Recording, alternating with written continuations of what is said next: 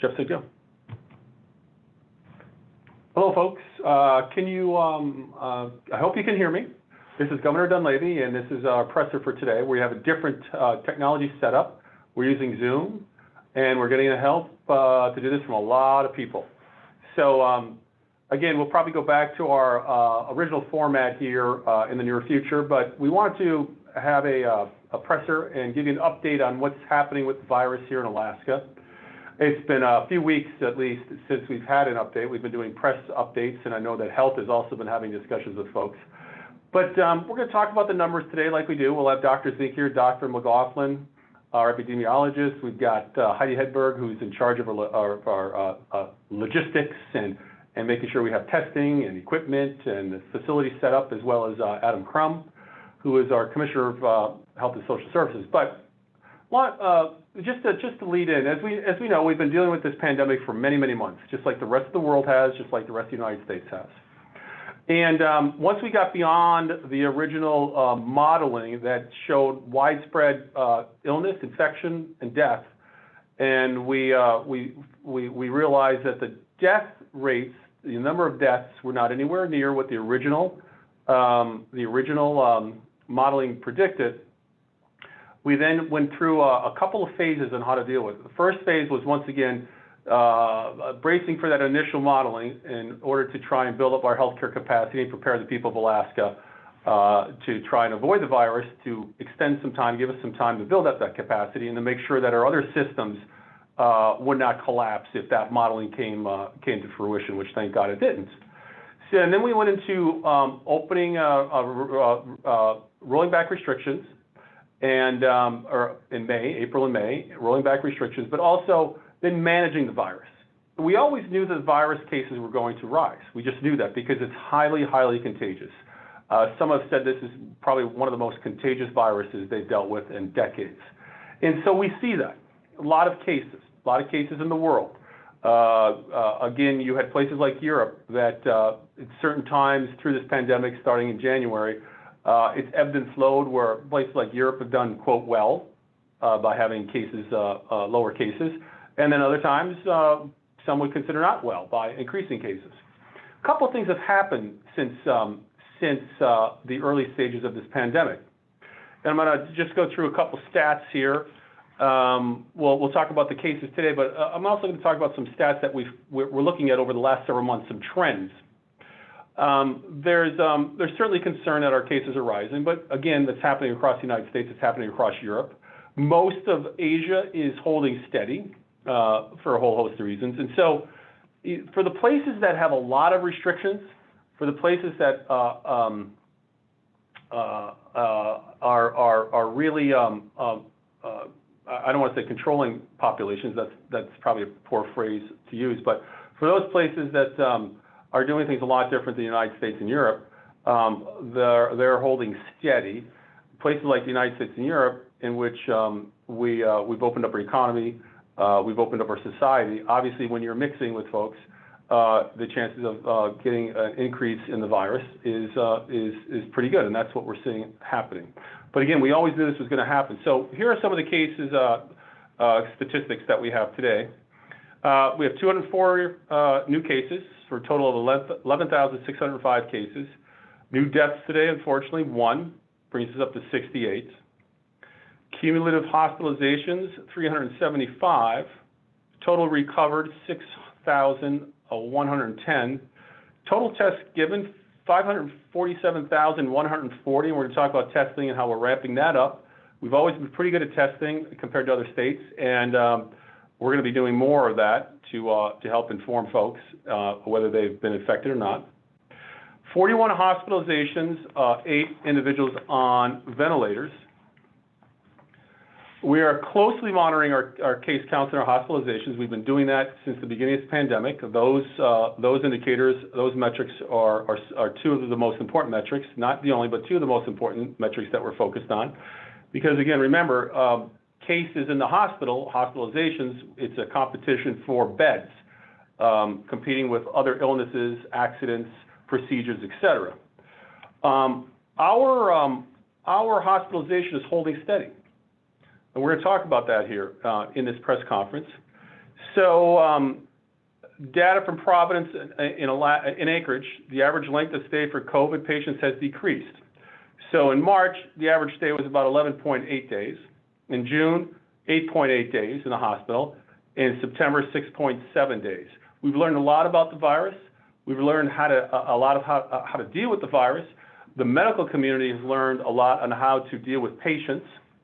And so, although our cases are going up, we're seeing a decrease in hospitalization stays. We're seeing a decrease in the death rate, and we're seeing a decrease in overall hospitalizations. Again, our hospitalization is holding. We are entering in now. We're into the flu season, the seasonal flu season. And so right now, we haven't seen a lot of flu cases, but with COVID, the flu, elective surgeries, other health hospitalization issues, hospitalization is holding steady here in Alaska. And that's important to know, and that's important to remember. An outfit called Evergreen Economics, they did a report across, on states in the country. And the report has shown Alaska has fared better, had fewer COVID-19 cases than peer states. And this is really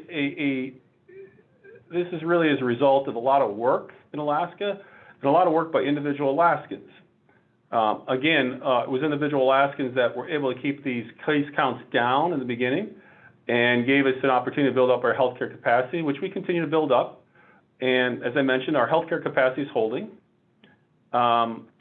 So when I say we're optimistic moving forward, what I'm talking about is we're optimistic that we're managing this.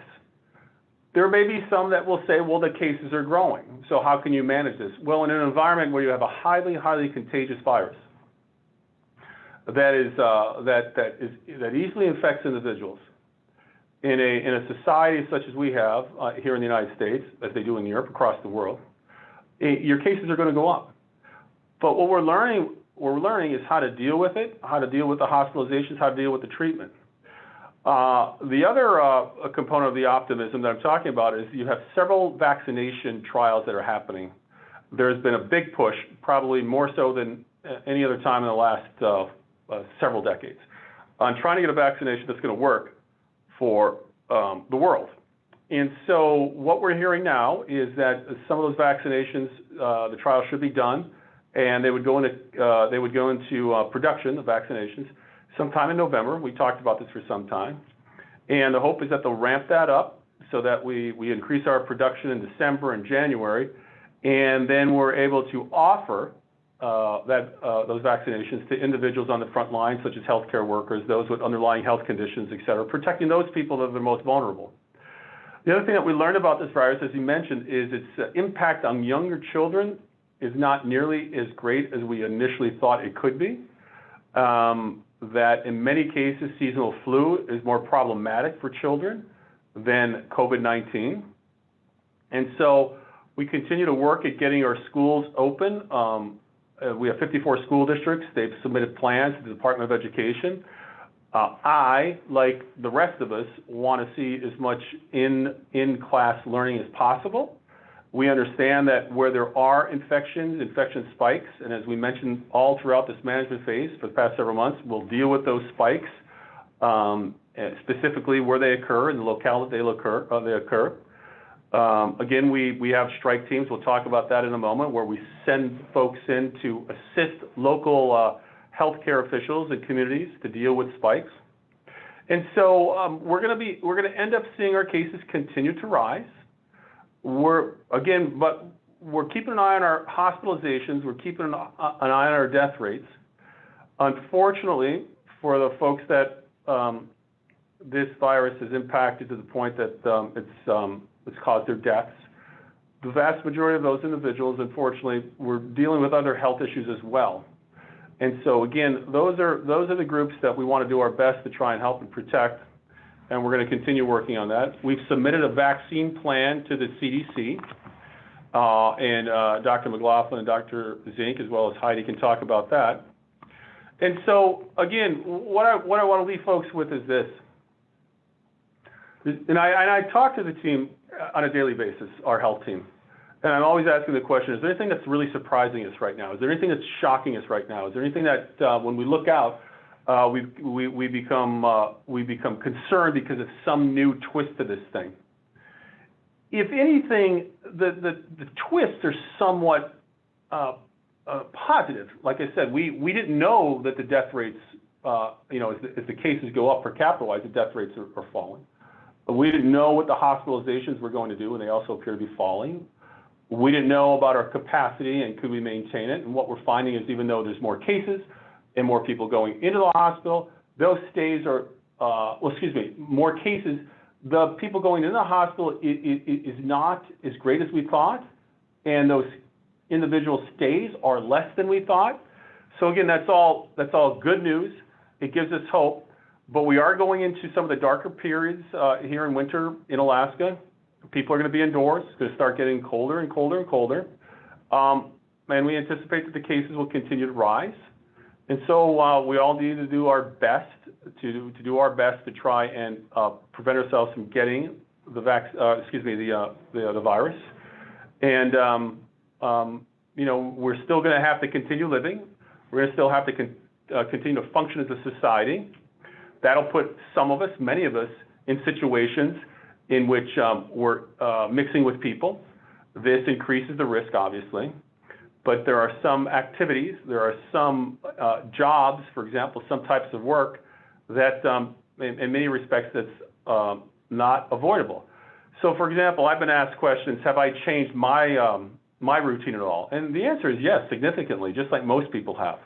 I do most of my meetings online or by phone, such as this meeting.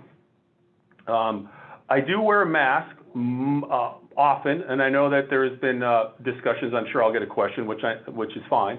Do I always wear a mask? I've been out in some meetings where I don't have a mask on, and I would say that I've changed about 80 to 90% of my routine. There are times that I won't have a mask on if I'm drinking something or eating something, or if I'm speaking to people. And I understand that that increases the risk, but I also understand that all the other mitigation efforts that I'm doing is also contributing to lowering the risk. And so, again, am I perfect when it comes to the approach to the virus at a personal level? I'm ramping up my game, but it's always a work in progress for many of us. And so, again, we're going to continue to do our best. We're going to inform the public every day. We're going to make sure that we are sharing the numbers that we're getting. We continue to work closely with local community health teams and officials. And we're going to get through this, just like we said back in February. We will get through this. And I am convinced that once we get through this, it'll make us a stronger state. It's going to make us a stronger country. And I think our approach to future pandemics and illnesses, I think, will be strengthened by this unfortunate process that we have to go through now. So with that, what I'd like to do is turn this over to Commissioner Crum, and then he's going to be turning it over to Dr. McLaughlin, Dr. Zink, Heidi Hedberg, and we'll be able to answer some questions after their presentation. Thank you, Governor Dunleavy. I'm Commissioner Adam Crum of Health and Social Services. Just want to say thank you, Alaska. It's been a couple of weeks since we've done a public briefing like this, but the health team, we have been working behind the scenes. So on a daily basis, we are meeting with communities around the state, local health regions.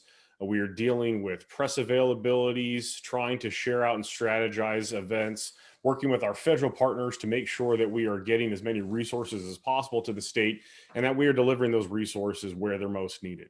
And so we have been working on this quite a bit. As you know, the newspapers keep it up to date with the numbers that we share, that we are now in 28 days of triple-digit numbers of the cases. But as the governor mentioned, we are finding where these little fire spots are at and being able to tamp them down. But this is through tremendous effort on the local side of both elected leaders and local health officials as we work, identify, and communicate with residents how important it is to go get tested, how to identify symptoms, and what are the things that you can do to protect yourselves if you are known as a close contact, or how to avoid, the community spread going on. And so we're going to continue to set the stage here a little bit about data points that we have used, metrics that we're evaluating. We're going to show you where we've been through phases 1 and 2 of this response. And then we're going to talk about some of this, how it compares nationwide. And then we're going to finish up with phase three. Phase three is going into this fall and winter. What are we going to do to protect the active things that we have been pursuing? And what's the plan for the vaccination as it becomes available? So the rest of the health team is going to take this over. So we're going to pass this off first to Dr. Zink, who can probably just go to slide 3 now. Thank you. Appreciate everyone's time here today and tuning in. So brief kind of update on where we're at with COVID. The governor covered mentioning these things and talked about the cases today, and a reminder that the dashboard has all of this stuff on there for you to follow. Here's our cases per capita compared to other states. So you can see that first hump was really the East Coast when they were getting hit pretty hard. And second hump was really when the South was seeing a lot of cases. And now we're seeing a real surge in the Midwest. And so we're seeing kind of North Dakota, South Dakota, Montana, Wisconsin, a lot of cases there. And we are also seeing a surge, but this can kind of show you per capita where we stand compared to other states right now. We have been using these same metrics since the beginning. Blast from the past, for those of you who haven't looked at these recently, we've been looking at the epidemiology, the testing, the contact tracing, and the hospital capacity. So we continue to have widespread community transmission, particularly in the central part of Alaska, as well as the northern part. Southeast and southwest are a little bit lower, and I'll go through that in a minute. Our R-naught value is about 1.1 right now, so that mid zone, we do have multiple outbreaks in multiple regions, including some high-risk populations. Our test positivity rate is running just under 5% there, and our what's syndromic data, the number of people showing up to the hospital with kind of a viral-like illness is staying pretty steady. So this is kind of our trend. Again, you can follow these cases online, and you can look at the doubling time and all these metrics, and you can actually do it per your region throughout the case. Again, we have moved into this upper alert zone, this red zone here, averaging about 25 cases per 100,000. If you look cumulatively, we've had about 187 cases per 100,000 over the last week versus nationwide about 117. So running a little bit higher than the nationwide average as of right now. You can also break this down per your region, and it's important not just to look at the cases, but also look at the percent positivity. We want to keep that percent positivity low. I kind of think of it like driving a car. If I'm going fast, I want my headlights on bright so we know where we're going and we can slow down the virus collectively together. Alaska did an amazing job kind of crushing that curve early on, and we really can do it again. And it really just takes that collective work together. So we want to get tested if people have any symptoms. It's amazing how sometimes people just say it's a cold or runny nose, and it can be COVID. So particularly with a lot of cases surging right now, we want people to get tested early. We've seen some tremendous differences. So for example, the Fairbanks region had really popped up into the 12% range, and they have been coming down here nicely. Some other regions are starting to move up. And so you want to take a look at both your cases as well as your percent positivity to get a sense of how your community is doing overall. Here's our statewide percent positivity, and you can see it's been on a trend up and really kind of picking up these last few days. And so again, a reminder to get tested early. The other thing that we look at a lot is our public health capacity, our ability to test as well as to contact trace. Huge shout outs to the team. They are working tirelessly to keep on track of all these cases and really appreciate Alaskans being able to answer their phone if a contact tracer calls you. I've always said contact tracing is a team effort.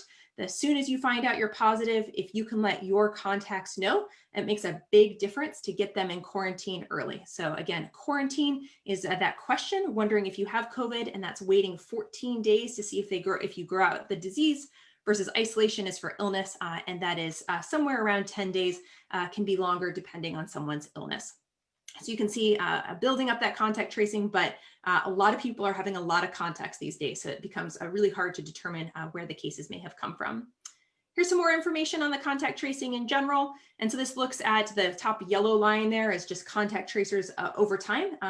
There's always some attrition, so people come and people go, and we're always kind of making sure that they're trained and that we have really high quality associated with our contact tracers. That's really important to us.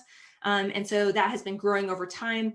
And we've been working through the process, making it more efficient, making it more streamlined to try to really get to everyone, that we at least attempt to get a hold of everyone that we get the case in for. So by the time we get the case, that we try to contact them within 24 hours.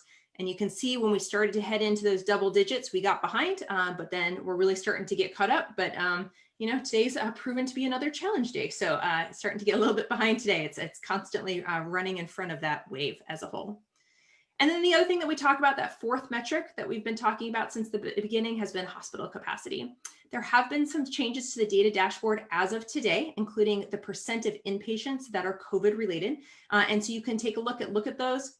Initially, once the data went to HHS, we had both pediatric and adult beds, and we were able to separate those out. So now it's just really representing the adult beds on our website. So those have been some changes over time. Huge shout out to the data team who's been working tirelessly to try to make all these changes and make sure that you guys have this in real time. And you can also select per region to see what it looks like. So overall, our hospital capacity, we try to keep under that 75% to make sure that we've got some excess. Again, it's not just the hospital beds, but it's also the staffing. And so again, big shout out to the healthcare workers who've been working tirelessly for months right now. And as they're seeing cases, really being able to help patients regardless of why they come in, car accident, chest pain, or whatever the reason. We also specifically call out Anchorage beds just because we know that's our referral center for some of our subspecialty care, and watch that closely as well. So those are on, you can see the levels there.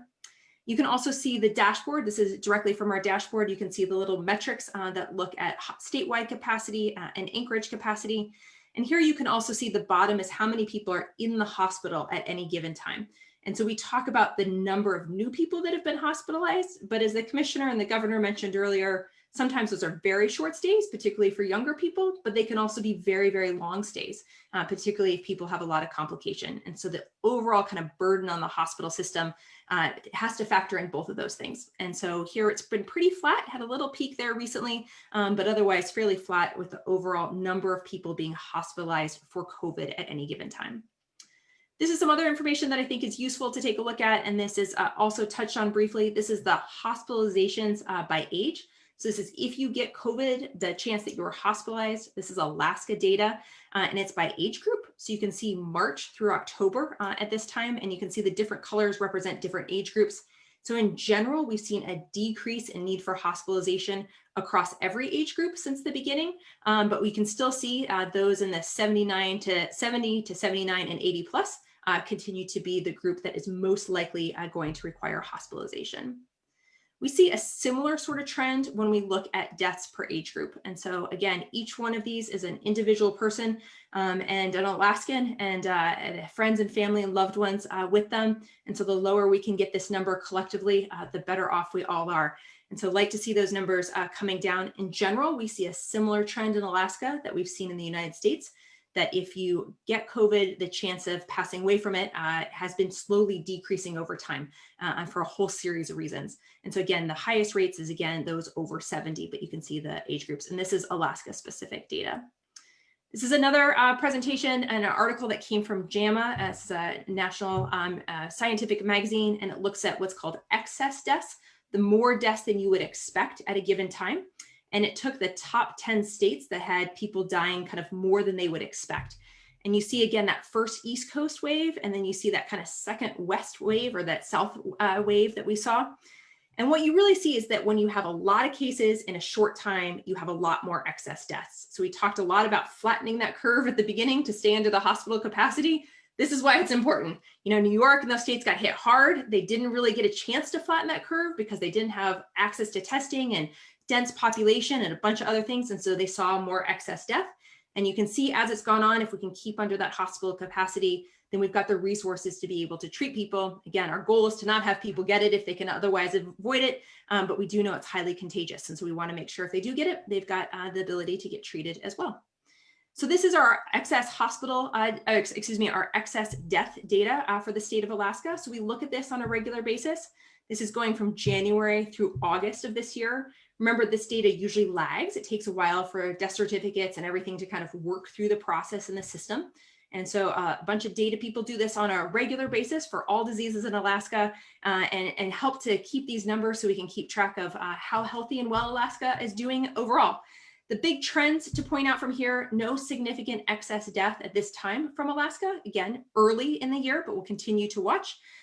We do see a slight increase in cancers, heart disease, diabetes-related conditions, as well as chronic liver disease. And we've seen a slight decrease in homicides, suicides, and motor vehicle accident deaths as a kind of a general trend of what we've seen so far. But again, early data, but we continue to watch that. And this was mentioned a little bit earlier, the work that Alaskans did together to really kind of flatten that curve was tremendous at the beginning. And we need Alaskans to step into that space again and help to slow down this virus. It only moves from person to person if we let it. And so the more we can do to minimize that, the better off we are. So if we looked at compared like states, when we stopped our data this time on October 8th, at that time we had 60 people who had passed away, unfortunately, here in the state. And peer-like states, we would have expected about 219. And if we compare to the US as a whole, we would have expected about 470. So Alaskans collectively working together have saved lives. And we need to do these preventative measures to save more lives. We need to continue to do the good public health work that you're all doing to minimize that. Last couple slides, then I'm going to hand it over to Director Hedberg to talk a little bit more about what we're doing in the state of Alaska. So just a couple statistics on flu versus COVID. We get asked this question all the time, and the governor mentioned it really between that 1 to 14 age group. Influenza is slightly more lethal. Influenza does kill more children in that age group, and it's an important reason to get your flu vaccine, and today is the day to do it. This is a perfect time to go get your flu vaccine. But the older age groups, COVID definitely starts to impact people more. And so you can see per each age group, this is US data comparing COVID deaths compared to flu deaths. And so by the time you get to 85 and over, you're about 45 times more likely to die from COVID than influenza. And that really starts to pick up at the age 15 and above. And so you can see our data compared to other states overall. But Alaska, in traditional Alaska fashion, is doing an amazing job responding. So thank you all for getting your flu shots. This is our flu data to date compared to previous years. So at this time last year, we would have had about 95,000 people had their flu vaccine. And today we have 117,000 people have gotten their flu vaccine. So a huge shout out, lots of uptake there, particularly in that 75 or 65 and older group. We're seeing a lot of uptake in influenza vaccine. It's really important that we get a flu vaccine this year so that we don't get more people in the hospital from influenza and from COVID, and want to make sure those beds are available and minimize the transmission so that we don't have people sick and in the hospital and dying. And with that, I will hand it over to Director Hedberg. Great. Well, thank you, Dr. Ann Zink. So I just want to take a step back. We've been in this pandemic for 8 months together, working through it. And so it's really good to take a step back and figure out where were we and where are we going? So we kind of call it phase 1, which was March through May. We were learning about the virus. We were learning about the science, the transmission. We were creating health mandates. There was a public health emergency declaration. And that's really when we had hunkered down. And we were starting to look up and realize we needed to start preparing for this summer. We have a tourist season, we have a large fishing industry, a lot of economy. And so phase 1, we really talk about it as the initial response, the learning about COVID. And really phase 2 was that transition from learning to really sustaining. Our numbers were low. Thank you, Alaskans. Thank you for that partnership and keeping our numbers low. And this summer, we implemented the testing strategy at the airport, and it was really successful. It really helped us keep our numbers low. And we were really focused on the cluster outbreaks and really sustaining this response through the summer. We didn't see the tourist numbers that we typically do, which I think really helped us. And then in the middle of summer is really when we started looking at, okay, school needs to reopen. How do we do that safely? And what does it look like heading into the fall as the season is changing, it's getting colder. And so now we are essentially in what we call phase 3. So if you could go to the next slide. Phase 3 is really about maximizing the healthcare system. We know the areas that we need to focus on. Contact tracers, we've talked a lot about contact tracing, and we've really refined our processes since March. To date, we've hired 256 trained and working contact tracers. They are managing all of the cases on a daily basis, rotating through a partnership. We couldn't do that alone. And so with contact tracing, we really needed to partner with, in addition to public health nursing, with the University of Alaska and our federally qualified health centers, the municipality of Anchorage, National Guard, Arctic Investigation, Yukon-Kuskokwim Health Corporation, the school district nurses, and Alaskan Native Tribal Health Consortium. Through the partnership with everyone, contributing staff, we've been able to increase and sustain the contact tracers.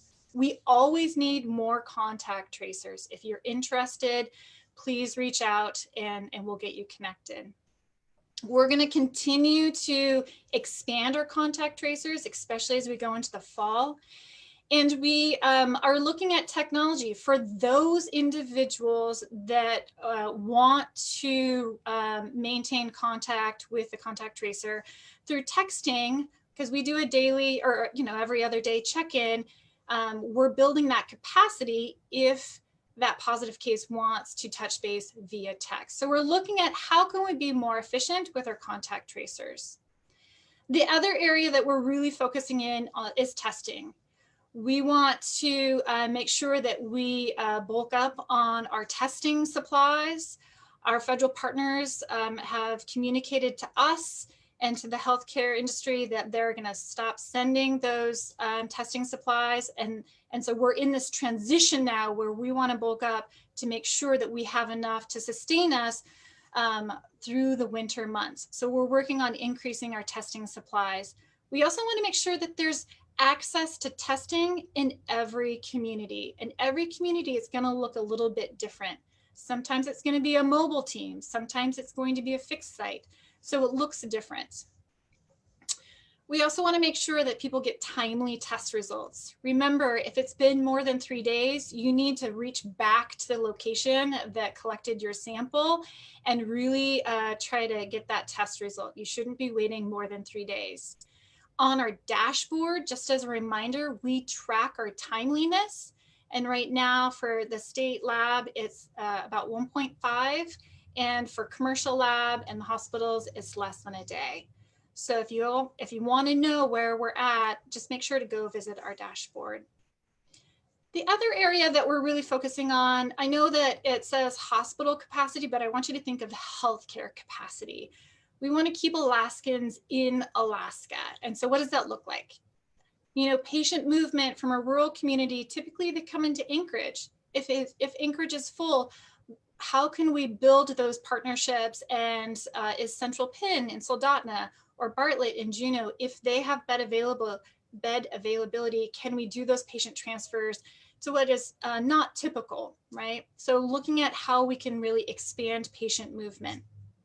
We're also looking at workforce. There's beds, but you need to have staff for those beds. So we're really looking at how can we partner with allied health professionals, certified nurse assistants to step in and help us with our assisted living facilities and in our alternate care sites. The other area that we continue to maintain is our alternate care sites. We still have the Carlson Center in Fairbanks and the Alaska Airlines Center in Anchorage on a warm, ready status, and we're going to continue to have those alternate care sites ready. There's other communities that have critical access hospitals that are continuing to maintain their alternate care sites as well. Data. So data is incredibly important. It really helps us, especially when it's timely, it's transparent, and it's relevant. And so we are really focusing in, we get a significant amount of paper. So how can we build in IT solutions for data integrations? And how can we make sure that we're pushing that data out onto the dashboard, and then really developing a system to help us quickly identify these clusters when they're starting to emerge. So we're really looking on how we can increase that timely data. And then finally, something that's been incredibly beneficial is community response. As communities are seeing, one case go to 3 cases, go to 20 cases in a short period of time, what we have really started to hone in on is developing strike teams.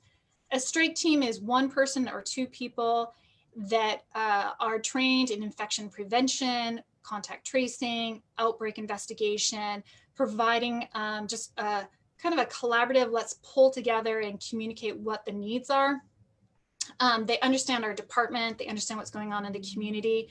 Sometimes that help is virtually, sometimes they need to go into that community to help coordinate and be an extra set of hands to those community leaders. And so we have a couple of strike teams, and we're really trying to build out additional strike teams to support these communities as we're having additional outbreaks. And then supporting clinics, again, with infection prevention and data transmission. Because again, as you see an increased number of testing that's happening, imagine we want to take that paper and turn it into the electronic data transfers. All right, next slide. So I talked about phase 3, which was maximizing the healthcare system. The next phase is really, and this is vaccine planning. It's part of phase 3, but it's also kind of phase 4 as well. As the governor mentioned, last Friday, we submitted our plan to CDC. It is posted on the Department of Health and Social Services website. So if you want to read that plan, you're more than welcome to. That plan was developed in collaboration with Alaska Native Tribal Health Consortium. This is a partnership. We have to work together. And so this task force that is Department of Health and Social Services, Alaska Native Tribal Health Consortium, they work together, they developed a plan. They have teams that are working through the details with community planning, education, data, how can we get the data out, preparing communities for point of dispensing, and how to receive that vaccine and get the vaccine out the door in an expeditious manner. There's a lot of work that's happening around that vaccine. Now we get a lot of questions, when are we going to receive the vaccine? We don't know. But I can tell you that we're closely following the progress of the vaccine trials and watching the FDA authorization of those vaccines. And as we receive information, we are pushing that information out to the communities so that they can make sure that they have the same information that we have. And with that, I will transition it back to Dr. Zink. Yeah, thanks so much, Dr. Hedberg. I appreciate that. And so on this last graph, it has kind of the start of the pandemic to the end. And this has been long and hard for many reasons. Some because of jobs, some because they've been affected directly. For all of us, it's changed our lives in some way. We've learned a tremendous amount. I am always just incredibly amazed by seeing the science come together around this disease and see clinicians learn together about what ways we can minimize it. And again, seeing treatment as well as vaccine options on the forefront has been fantastic to see. And a big thanks to the team doing lots in that direction as we move forward. So what do we do from here? I'd like to think of it kind of like the Swiss cheese model. We have these different layers of protection. No single thing is going to be perfect. And it takes all of these things working together to minimize your exposure. And so that's washing your hands and being in a good ventilated space, like an outside space if you can, wearing a mask, physically distancing, getting tested if you have new symptoms, that contact tracing so we can isolate it. And all those pieces work together to slow the spread of this disease and minimize its impact, as well as minimize it, the overall spread across our beautiful state from our rural to our urban areas. So I just really want to thank all Alaskans. So again, we've been working on flattening that curve, as the team had said, like Mount Susitna, not like Denali. Let's try to keep that curve underneath our hospital capacity curve and do what we can to minimize the rapid spread of this disease so that we can all feel comfortable going into places together and keep our cases low.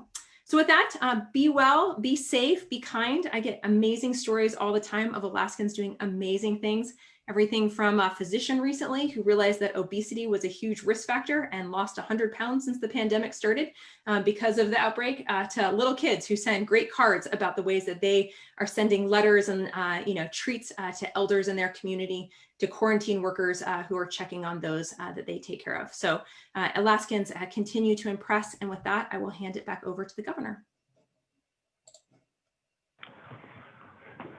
So Jeff, if you're there, this is an opportunity for folks to ask questions.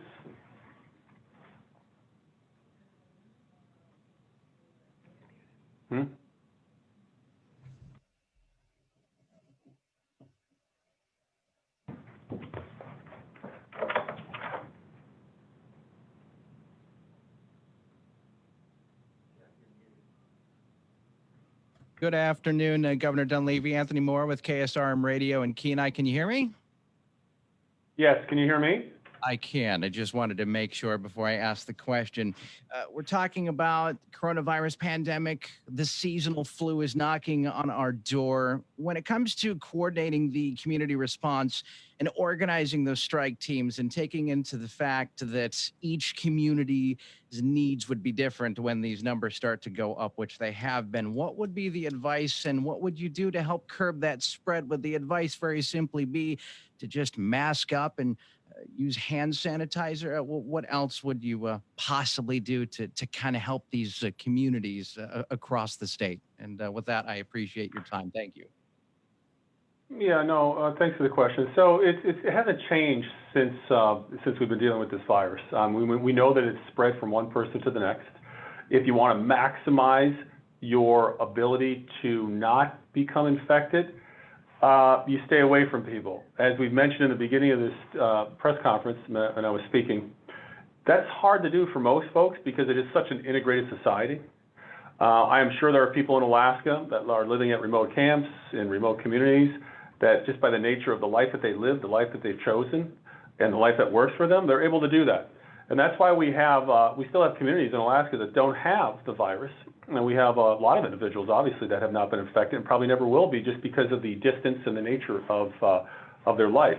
And so, when you're dealing with the flu, when you're dealing with the coronavirus, they're both spread from person to person. The precautions that we talk about are staying away from folks to the extent you possibly can. If you can't, the only precaution when you have to deal with folks close by is it's recommended that you wear a mask. And I know a mask it really is a pain for all of us. Nobody wants to wear a mask that I know. It's difficult to conduct some work with a mask on, but nonetheless, what it does is it reduces the spread, the distance by which you can transmit that at a certain time. Is it a method that prohibits the virus from being spread? No, it minimizes it. Is it a method, wearing a mask, that prohibits you from getting a virus? Not unless it's a well-fitting N95 mask. It doesn't. It minimizes a little bit. Generally, the advice is if you wear a mask, it's going to help slow down that projection. In the end, again, it's going to be vaccinations that are going to help those that wish to have a vaccination. And, Dr. Joe McLaughlin, who's on here, he can talk about vaccinations and that not every person has to get a vaccination. We are not going to mandate vaccinations here in the state of Alaska. I don't believe there's a need to do that. But I think by virtue of the fact that a number of folks will get a vaccination, a lot of folks get flu vaccinations every year. Once the coronavirus vaccination is put into production here in December, January, and February, I would anticipate a lot of people will want to get that just as a precaution, just to build up their immune system so that they're not being infected.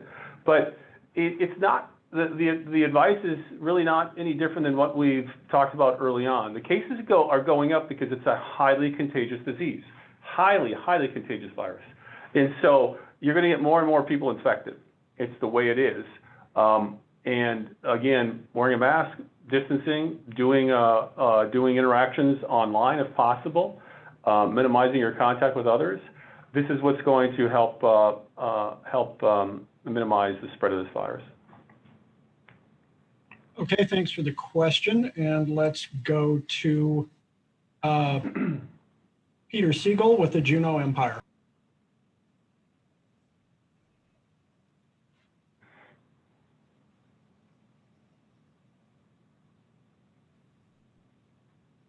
Peter, are you there? Did you have a question? I did. Can you hear me okay? Yes. How is the state maintaining its supplies of testing and other critical supplies as money from the CARES Act comes to its end and demand for these supplies increases nationally and globally? Yeah, great question, Peter. And I'm going to let Heidi answer that, but I would say that, again, and you heard us talk about this back in February and March, Alaska has had to deal with a lot of issues such as earthquakes and fires and so forth. And we know that we're far away from the rest of the country, and we're a small population. So what does that mean? We always knew that we had to plan better. We couldn't assume that we would get shipments in. So we planned better. We actually had some of the equipment, for example, swabs made here in the state of Alaska.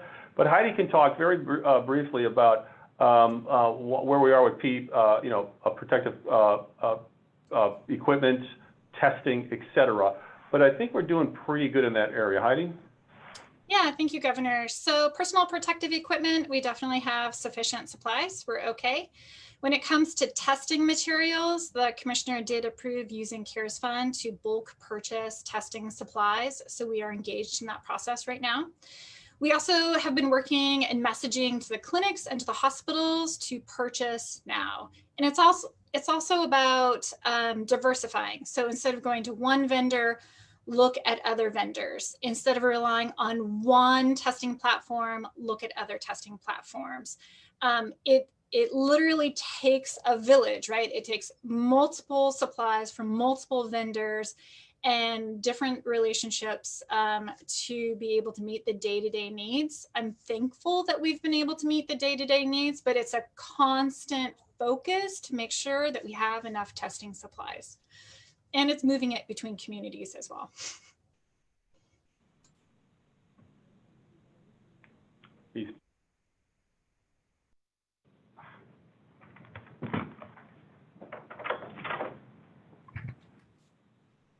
Hi, just going off that question about PPE, you just said that the state has sufficient supplies. However, the Yukon-Kuskokwim Health Corporation announced today that they are critically low on gloves, that they don't have enough of them. They don't also have enough masks to handle a surge, and the corporation is reusing gloves and sanitizing them between patients to ration the PPE that they haven't been able to get those gloves. You said that you're telling them to buy now. They're trying to buy now. They can't get access to it. So if the state has supplies, are they sending them to YKHC? Yeah, this is Heidi. Thank you so much for that question. So yes, we do have a process for communities to request those resources through the State Emergency Operations Center that goes to the Department of Health and Social Services. And we have been working with YKHC. Do you know when they should arrive, the gloves? Don't know. I would need to go back and check with our logistics team. And I would just add that gloves have actually been really quite a bit tighter than the rest of the supply. So things like face masks, both surgical masks and N95s, we have quite a bit of right now. Boot covers, gloves, and gowns have been the things that have been the shortest. Part of that is the gloves aren't coming with the vaccine distribution. So every state right now is purchasing gloves in preparation for mass vaccine distribution. So that is causing some significant challenges in the glove realm there. But we've been on the phone with YK every day for the past week, if not more. And this specific order we'd have to check on. But I know that they've been working through that. But the gloves are tight nationwide as well as in the state.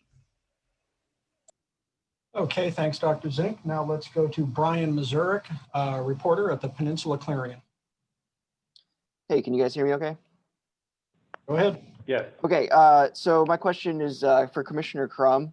Why didn't you or anybody else in the administration participate in that committee hearing yesterday with the House Health and Social Services? And do you agree with the people who did testify that basically said that Alaska's healthcare system is at risk of being overwhelmed without additional mitigation measures? Hi, Brian. Competing schedules. There is a lot going on. We have meetings that are on the books all the time. And yesterday at that time, I was doing a press conference with Division of Elections talking about the Vote Safe 907 initiative. A lot of the partners there that we work with, we talk with those individuals multiple times a week. We are on the same team. If you watch the entire testimony, talked about how we are partners together in this and we are responding together. So we have a lot of items that we are working on. We try to test what are the best options for us to actually protect Alaskans going forward. What are certain items we're seeing in different areas? And we're in constant conversation with those groups. And so all of the suggestions on those items, we throw off the wall into each other all the time, really measuring them, seeing how they work in Alaska, different areas of the state, and how they've happened around the country. Okay, thank you, Commissioner. We'll take our next question from Jill Burke at Alaska's News Source.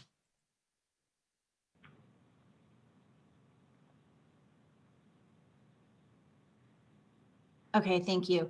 My question is for the governor. I am curious about why in your opening remarks you are talking kind of more reassuringly about the virus and how the state is doing when we have this big spike in cases happening in rural Alaska that only hours earlier the state epidemiologist had said was cause for concern, enough so that they're worried about healthcare capacity and encouraging individuals who have tested positive to do their own contact tracing, basically getting the word out right away to help thwart the spread.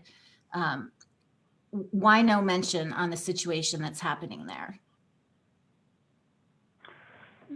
So I guess there was two questions there. The no mentioning, there was no deliberate attempt not to mention what's happening all over the state. We try to do that here in a 30-minute opening. So we've talked about, we have clusters, we have cases growing all over the state. We know that.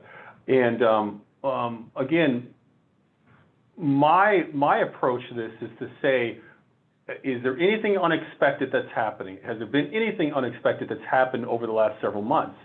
And what I said in the opening is, for me, and I think for others, one of the unexpected things that we have found is that, again, it doesn't impact younger children to the extent we thought it did.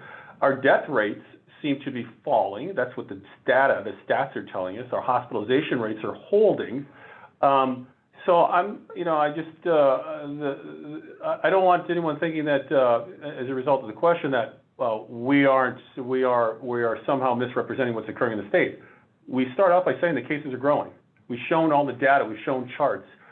We made a commitment to the people of Alaska when this pandemic hit. We were going to be as open and transparent as we possibly can, in the sense that any and all data, we're going to lay that out there for the people of Alaska to take a look at. So yes, our cases are going up. Cases are going up across the country. Cases are going up in Europe. We know that. And we're not minimizing that. We're merely saying that right now, what we have control over in terms of working with our healthcare providers and trying to get as much of the equipment as possible. And as the doctor mentioned, there's some tightening on the gloves and the boots, but nonetheless, what I want to tell the people of Alaska is nothing unexpected. These are ways to minimize getting the virus. And right now we do have the healthcare capacity. Could that change in a week or 2 or 3 weeks? Sure, but we've always said that. We've said that back in February and March. That was the whole idea in asking the people of Alaska to restrict their activities so we could evaluate our healthcare capacity and then work on that healthcare capacity. During this time, we've flown in jet loads of PPE. We've increased our testing. We manufacture swabs in the state of Alaska. We've learned more about this virus. Medical practitioners learn how to actually treat individuals in a hospital differently than they did originally. So we're learning, we're incorporating, and we're doing, but it's a highly contagious virus, not sort of contagious. It's incredibly contagious. And nothing has surprised at least myself, and I think a number of others so far, except for the things that we said in the lower death rates, the lower hospitalizations. As you saw in some of the data we showed, that the hospital stays are shortening.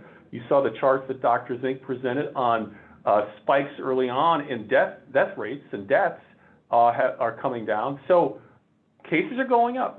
Nothing is unexpected. And so I want to make sure that the people of Alaska don't think that we're we're minimizing, we're not. We're laying out all the data.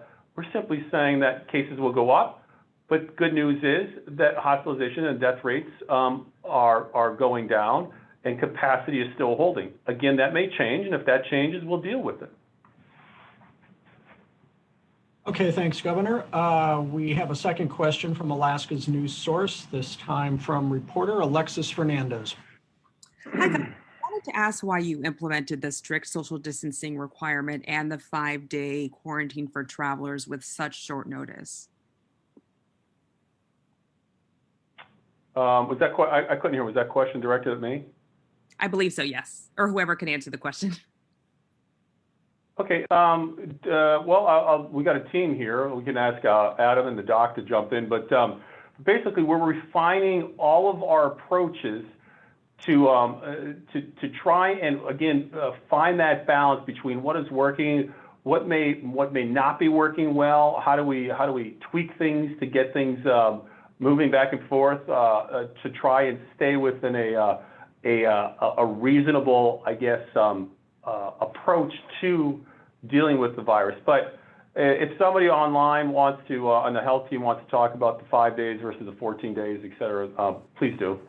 Oh, thank you, sir. This is Adam Crum. So one of the reasons is that was a loosening a little bit because, and so therefore it was a shorter time frame necessary. But we had been in conversation over the prior week with partners in the travel industry, Alaska Tourism Industry Association, and having those conversations about what that would look like. One of the reasons for that was actually conversations with our healthcare providers around the state.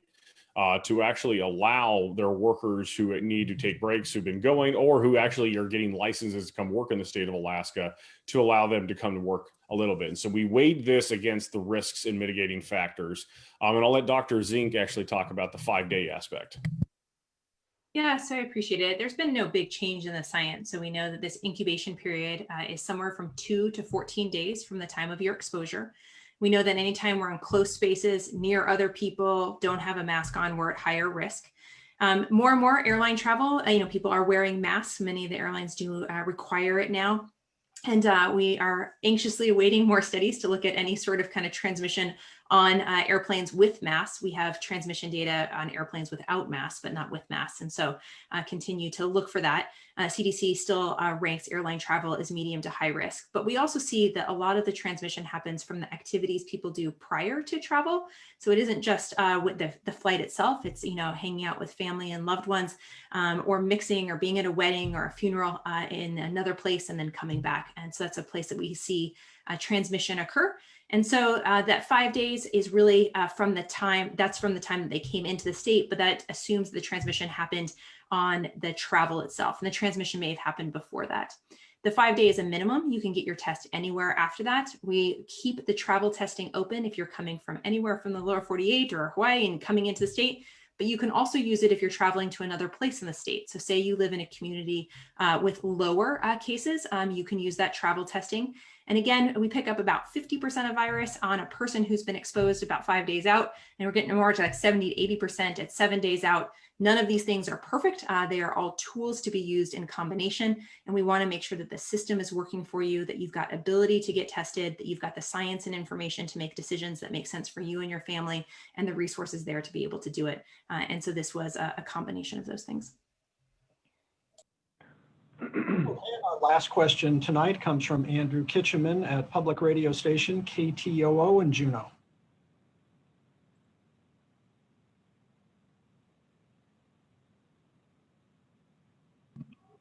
Can you hear me? Go ahead, Andrew. Okay.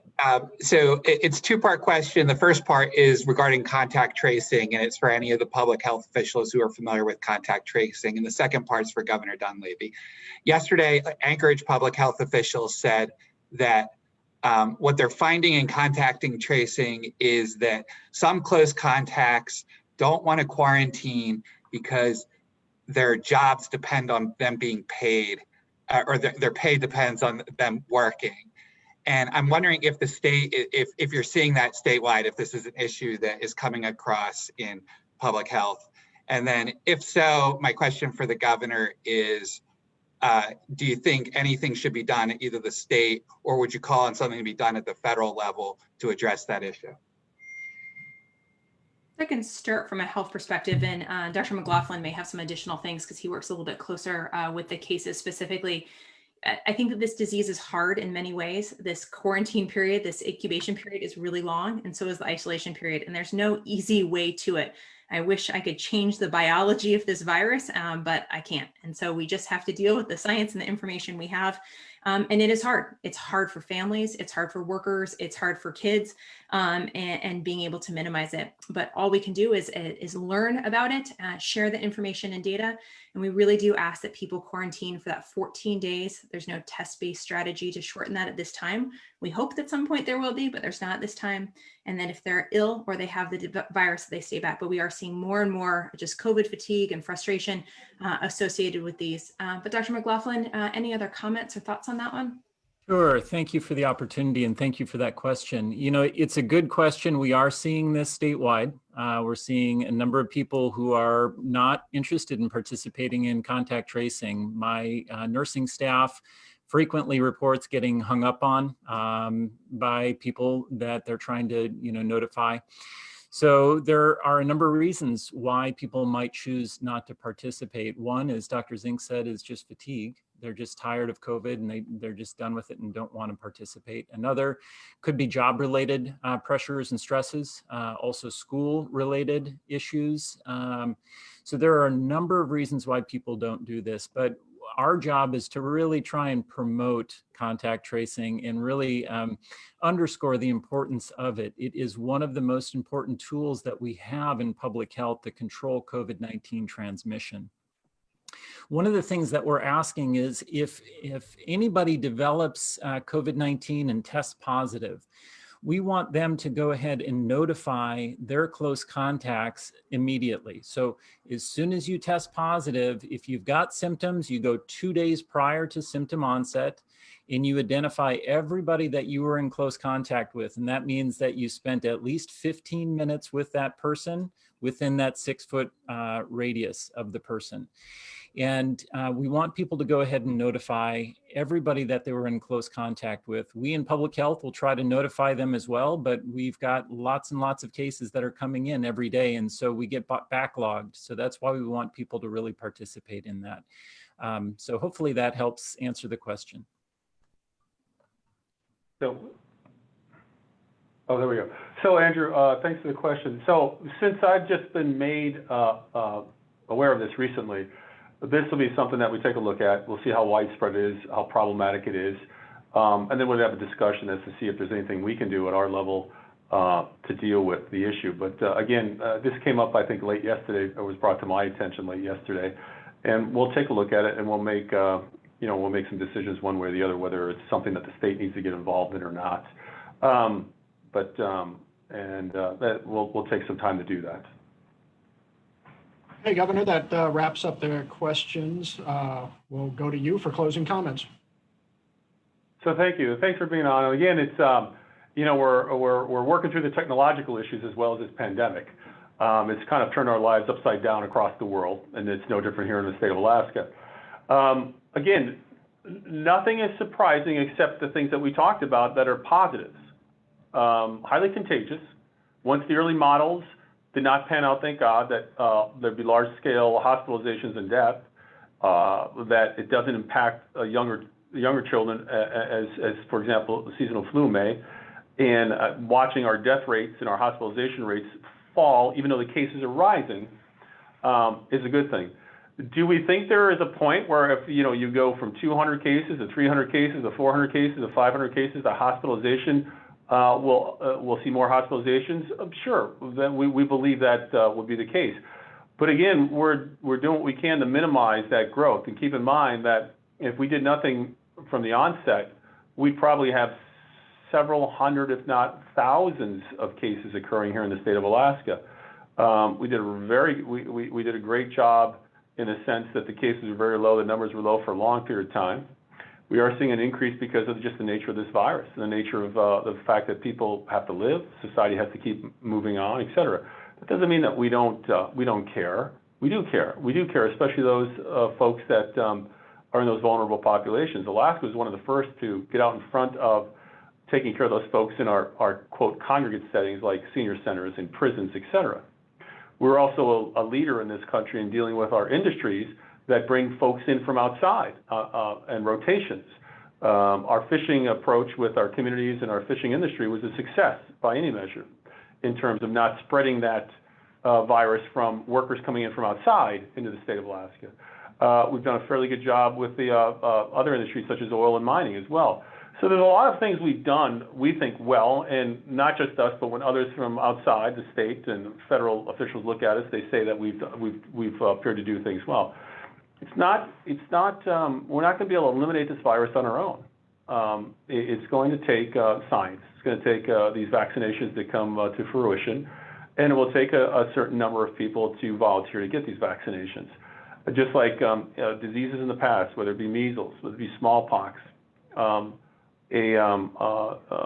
mitigation attempts early on, keeping away from people helps stop the spread of it.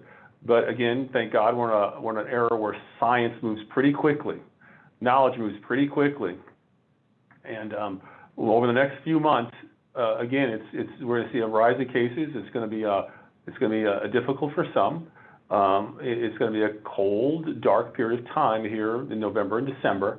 But again, once these vaccinations come out, in conjunction with therapeutics, in conjunction with just medical professionals knowing how to handle patients, in conjunction with the fact that we continue to do our best to protect our vulnerable populations, you can see through the statistics and the charts that were shown that more and more folks that are getting infected are younger individuals, and hospital stays are shorter, and there's less folks going in. But nonetheless, we're not saying we don't have an issue, we do. But we are saying that we're on it. We're on it every day. We're still doing pretty good compared to most of the country, and we'll continue to work on that. And again, we'll get answers to any questions that you may have. We'll probably look at another presser next week sometime and just give the people of Alaska an update. And hopefully we'll go back to our, the format we had originally, which seemed to work well. But again, thank you for your patience. Thanks for being on today, and let's just keep doing the best we can to get through this. So with that, have a great day, Alaska, and thank you for all the reporters that were here today and asked questions.